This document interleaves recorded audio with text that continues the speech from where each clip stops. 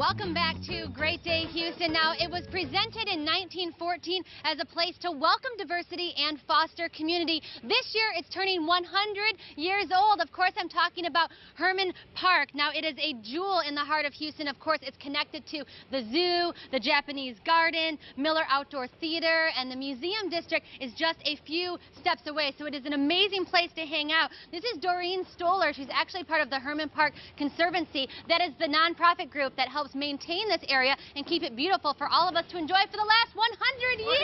100 years, that's right. You know, Hermann Park really is a miracle of community. For 100 years, it's been part of everybody's family. A lot of memories made out here. But about 10 years ago, or 50 years ago, the park was really loved to death, and the Conservancy has welcomed help from 20,000 volunteer hours a year putting the park back together. And you have done such a beautiful job, as I mentioned just a few seconds ago, so many different areas of this park to enjoy. I've never seen anything like this. It is really amazing that here in the middle of Houston, you can go over to the Bayou Parkland side of the park and see a post oak savanna. The Japanese garden is right behind us.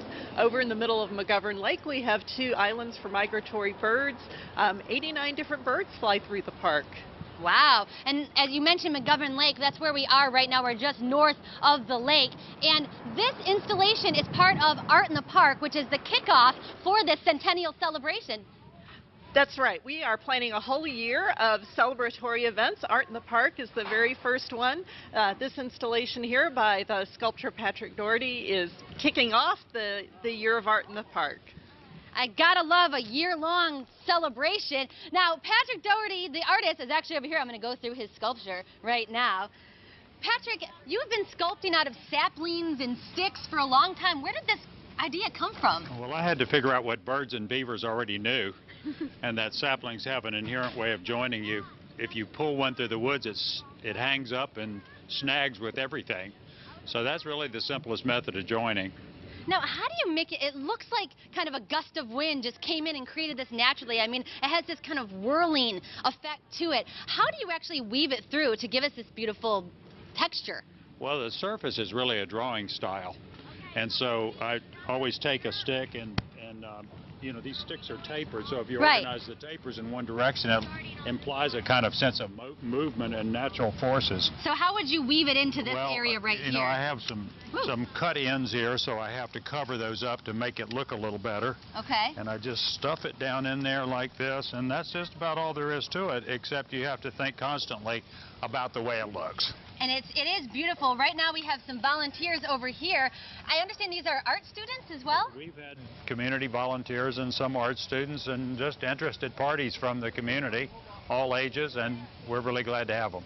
Now, I understand you brought in some of these trees, some of these larger trees that are kind of the basis here, the structure frame. It looks like they were planted in, and I understand they are planted in. You created them specifically for the structure of this sculpture. Yeah, they have no roots on them, so we're being kind of tricky. They're our basic structural pieces. It's Chinese tallow, which is a hated stick in your community, so we're turning it to a good use. There you go. Take something that is kind of invasive and make it something beautiful instead of just getting rid of that. I love it. That's very green of you. Now, the idea of this, how did it happen? I mean, I understand you built a cabin and started this on your own land? Well, you know, you always start out one way, but then you forget exactly why and how it happened because you've lied so much about it.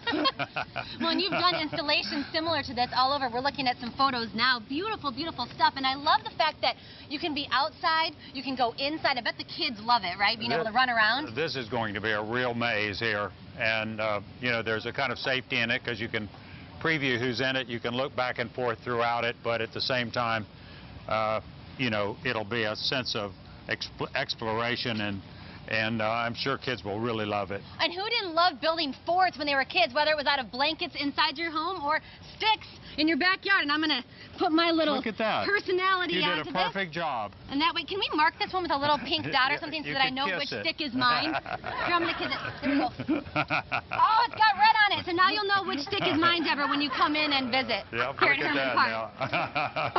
All right, Courtney, thank you very much. We have more information about Art in the Park in Hermann Park. Park history on our website, greatdayhouston.com, and go out there and see if you can try to find Courtney's stick. All right. Coming up, we have dolls from the American Girl collection on the show today. So today on Facebook, we want to know if you were a doll, which one would you be and why? And Nayla, come over here, and we'll share some of your comments later in the show because we think this is Dora, Dora, Dora the Explorer right here. Right? This is, yeah, you're Dora, I'm Chatty Cathy. Okay. Up next, it used to be when you had a lost dog, you posted a sign on the telephone pole. Or if you wanted to sell something, you held a garage sale. Well, no more signs and yard sales. Instead, more and more neighborhoods are taking care of their needs all online. Find out how next.